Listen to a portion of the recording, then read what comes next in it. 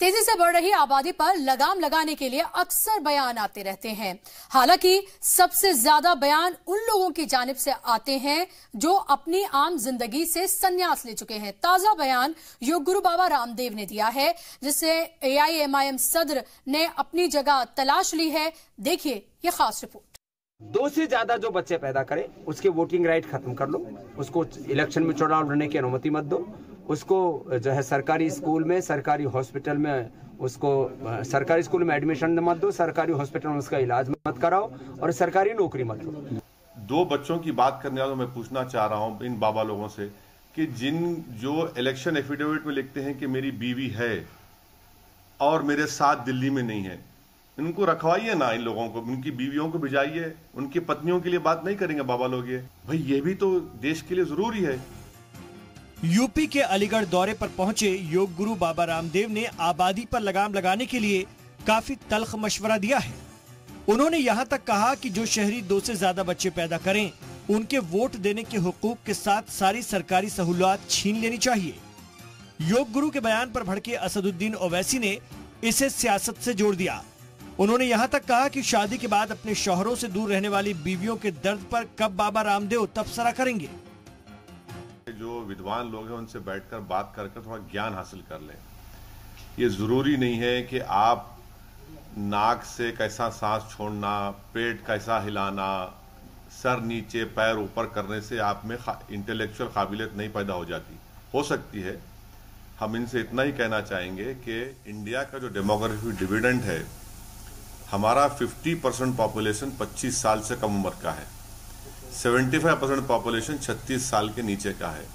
तो हम ये बाबा लोग से पूछना चाह रहे कि आप तो मोदी हर मोदी किए थे, कितने उन नौजवानों को आपने नौकरी दिया 5 साल में, बता दीजिए। इस मौके पर बाबा रामदेव ने इस पर सख्ती से कानून बनाकर अमल में लाने पर जोर दिया, जो शायद इस पर काबू पाने के लिए आज की जरूरत भी है।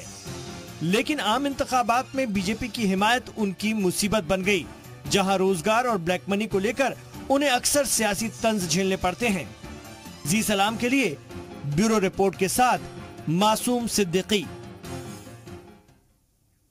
ईवीएम हैकिंग तनाज़े के बीच तेलंगाना कांग्रेस ने इलेक्शन कमीशन के खिलाफ मुजाहिरा किया है। कारकुनान ने इलेक्शन अफसरान पर रियासती हुकूमत से साज़बाज़ का इल्जाम लगाया। वोटर डिलीशन से लेकर दीगर शिकायतों की मिसाल देते हुए मुजाहिरीन ने किसी तरह की कार्रवाई नहीं करने का इल्जाम लगाया। मुजाहिरे के दौरान कांग्रेस के पोस्टर को लेकर नया तनाजा पैदा हो गया है। कांग्रेस के पोस्टर पर सीएम केसीआर, असदुद्दीन ओवैसी के साथ महाभारत के चीर हरण की तस्वीर दिखाई गई है, जिसे आम वोटर के तौर पर दिखाया गया है। इस पोस्टर पर सवाल उठाते हुए असदुद्दीन ओवैसी ने कहा कि मुजाहिरे का हक सबको है, लेकिन कांग्रेस सोचे कि अगर उनके लीडरान के साथ ऐसा हुआ तो कैसा लगेगा। कांग्रेस पार्टी ने जो आज धरना दिया, मैं धरने के बिल्कुल खिलाफ नहीं हूँ। डेमोक्रेटिक राइट है हर एक को धरना देने का, प्रोटेस्ट करने का। आपने जिस तरह का कार्टून उतारा है, जिसमें आपने एक महिला को दिखाया है कि उसके कपड़े उतारे जा रहे हैं, और आप उसमें मेरी और केसीआर चीफ मिनिस्टर की तस्वीर लगा दिए। मैं कांग्रेस के लोगों से पूछना चाह रहा हूँ कि अगर कोई कार्टून सोनिया गांधी का, प्रियंका गांधी का और राहुल गांधी का डाल दें, कैसा लगेगा उनको। ईवीएम हैकिंग मामले की आज हैदराबाद पहुंचने लगी है। तेलंगाना से ताल्लुक रखने वाले सैयद शुजा के दावे के बाद कपिल सिब्बल ने बीजेपी लीडर किशन रेड्डी पर कई इल्जामात लगाए, जिसके बाद आज तेलंगाना बीजेपी लीडर ने पुलिस से इसकी शिकायत दर्ज कराई। किशन रेड्डी के साथ पुलिस दफ्तर पहुंचे एमएलसी रामचंद्र राव ने सारे इल्जामात को खारिज करते हुए सिब्बल के खिलाफ कार्रवाई की बात कही है। वाज़ेह रहे कि कपिल सिब्बल ने किशन रेड्डी और सैयद शुजा में टकराव की बात कही थी।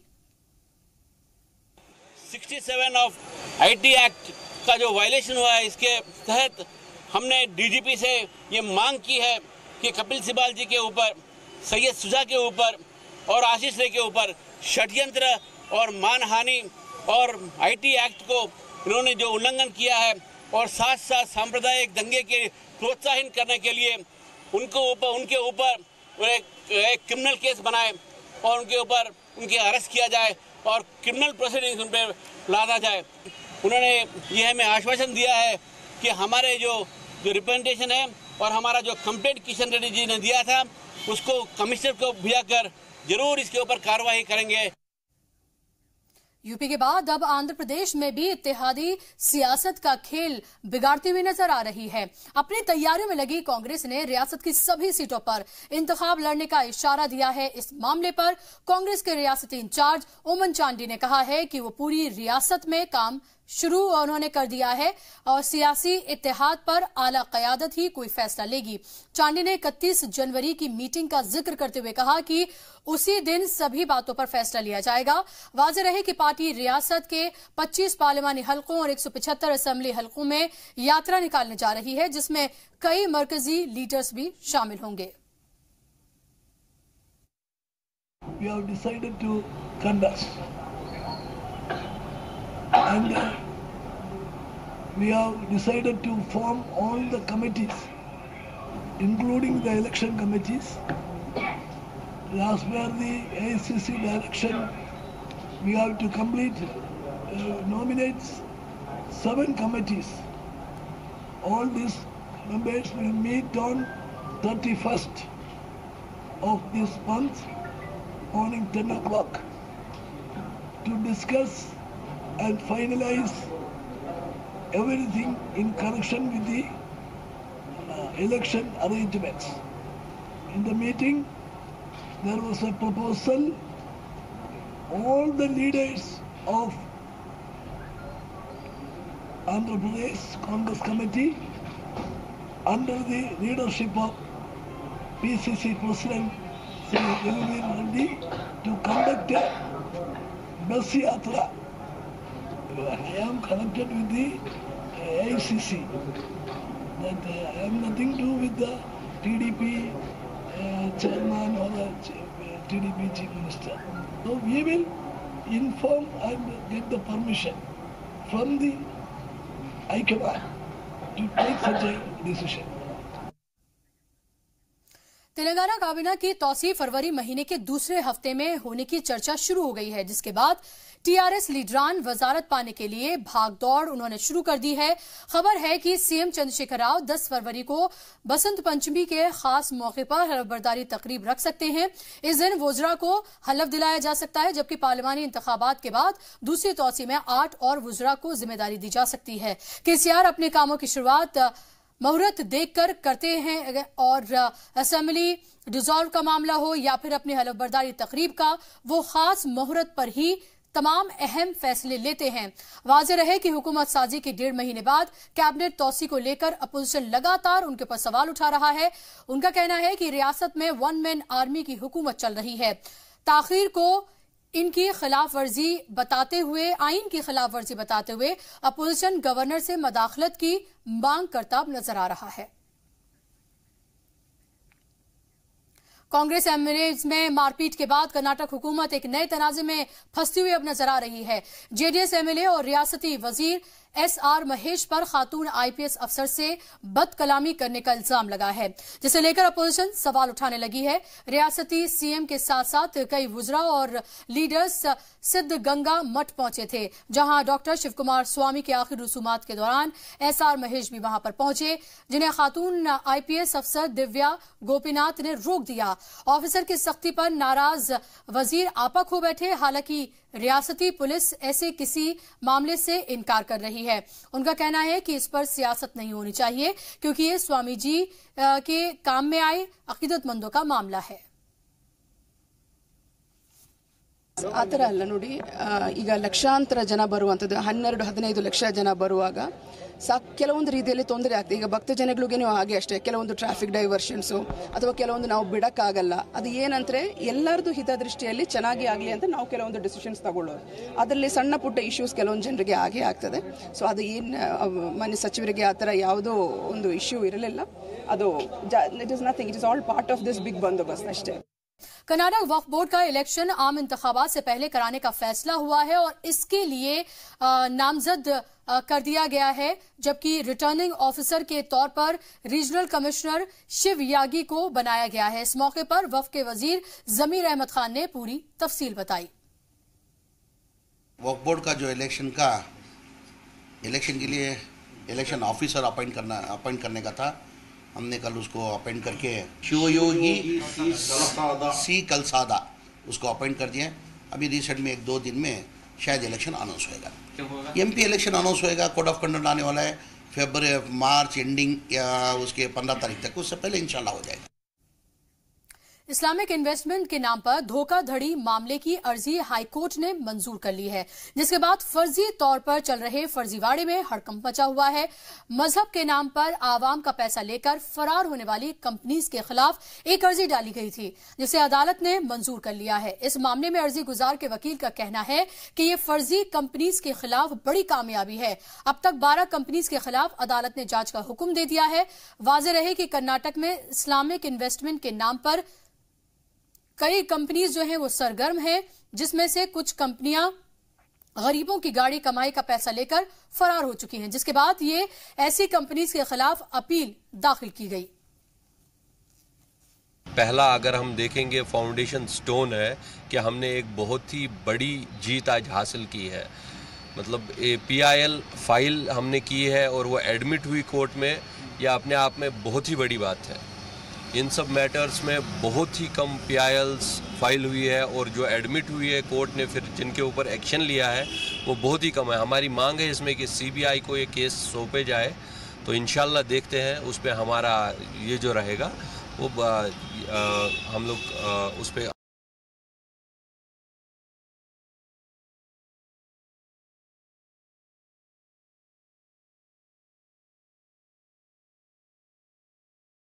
अभी तक क्या कार्रवाई इसमें छानबीन जो भी हुई है, क्या कार्रवाई हुई है इसमें अभी तक की, वो पूरा का पूरा जितने भी FIRs हुए, कंप्लेंट्स फाइल हुई है, वो पूरा का पूरा ये प्रोड्यूस करे बिफोर द कोर्ट। कर्नाटक के साबिक वजीर रोशन बेग ने हेल्थ कैंप का इनेकाद किया, जिसमें उलमा और मुअज़्ज़िज़ कुनबे का मुफ्त इलाज कराया गया। देखिए रिपोर्ट।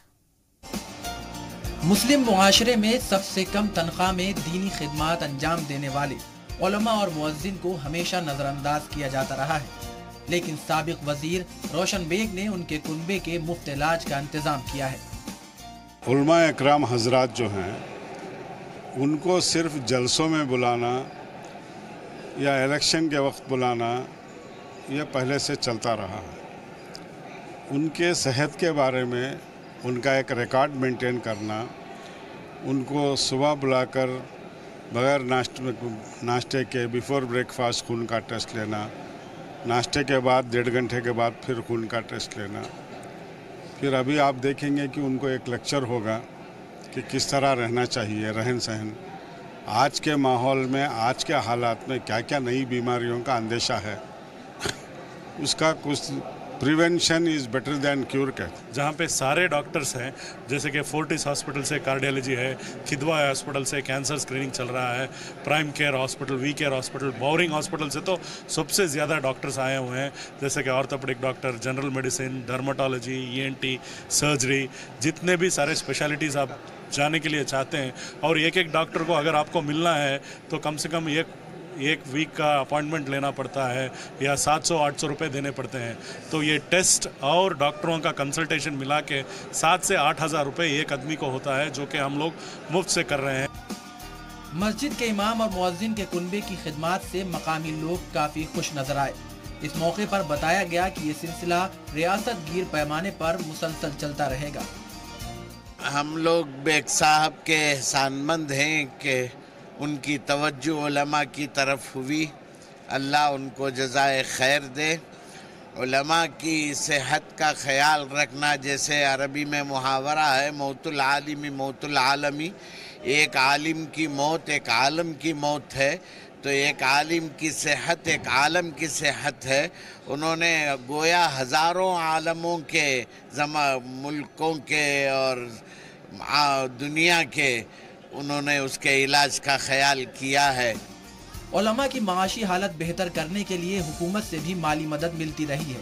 ऐसे में उन्हें मेडिकल के साथ तालीमी मदद भी हासिल हो जाती तो आने वाले दिनों में इसके मुस्बत नताइज देखने को मिलने लगते।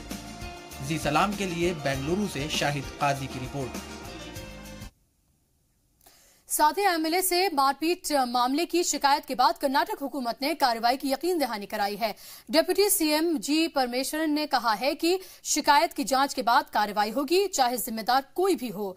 वाज़ेह रहे कि रियासत में जारी बहरान के बाद कांग्रेस ने भी अपने एमएलएज को रिजॉर्ट में भेज दिया था, जहां जेएन गणेश ने साथी एमएलए आनंद सिंह पर हमला बोल दिया था, जिसकी शिकायत दर्ज कराने के बाद हुकूमत कार्रवाई की यकीन दहानी करा रही है। याद रहे कि 2 आजाद एमएलएज की हिमायत वापसी के बाद रियासत में सियासी बहरान का दावा किया जाने लगा था, जिसे लेकर पहले बीजेपी ने कहा कि उनके एमएलएज को खरीदा जा रहा है और फिर बीजेपी ने अपने अराकीन असेंबली को हरियाणा भेजा, तो बाद में कांग्रेस ने अपने अरकान को एक रिजॉर्ट में भेज दिया था, जहां 2 एमएलएज की मारपीट में आनंद सिंह जख्मी हो गए थे।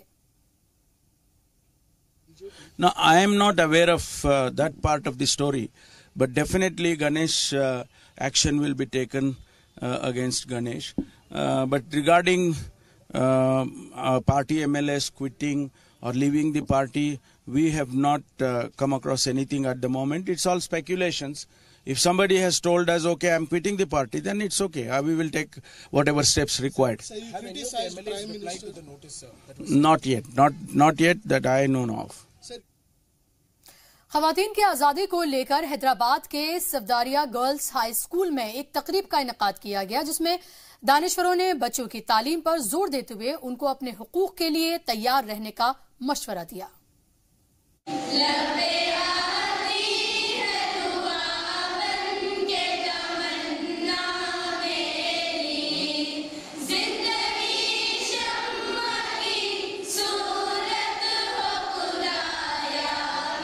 आलमी शोहरत याफ्ता शायर अल्लामा इकबाल के लिखे तराने से तकरीब का आगाज करने वाली तालिबात अपने मुस्तकबिल को लेकर हमेशा फिक्रमंद रहती हैं। दौरे हाजिर में ख्वातीन के खिलाफ अवामी फिक्र को देखते हुए कुछ तंजीमें उनके हक की आवाजें उठाती रहती हैं। हालांकि भूदान मूवमेंट से ताल्लुक रखने वाले पन्नालाल इसके लिए पुरानी फिक्र को जिम्मेदार बता रहे हैं। स्त्री हो पुरुष हो, हर व्यक्ति को अपनी इच्छा अनुसार जिंदगी जीने का अधिकार है। उस पर इतिहास काल में कई कारणों से, जैसे राजाओं ने पाबंदियां लगाई, जैसे कुछ धार्मिक पुरोहितों ने पाबंदियां लगाई, समाज की जो चाली रीतियां उनके कारण पाबंदियां आई, उन सब पाबंदियों को हटाकर हर शख्स को अपनी इच्छा अनुसार जिंदगी जीने का पूरा मौका मिले। अक़लियती अक्सरियत वाले इलाके में वाक़े इस स्कूली तकरीब में बड़ी तादाद में बच्चियों ने शिरकत की, जहां सोशलिस्ट लीडर लुबना सरवत ने बच्चियों की जमकर हौसला अफजाई की। लेकिन ख्वातीन मुखालिफ समाजी नजरिए को देखते हुए बच्चियां काफी मुहतात नजर आईं। आखिर में उन्होंने अपने रब से दुनियावी बुराइयों से दूर रहने का अहद लिया।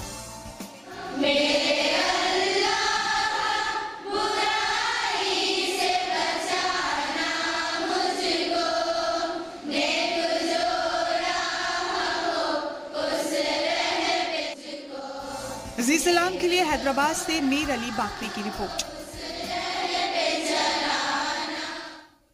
और इसी के साथ इस बुलेटिन में बस इतना ही। बने रहिए जी सलाम के साथ। खबरों का सिलसिला लगातार जारी है।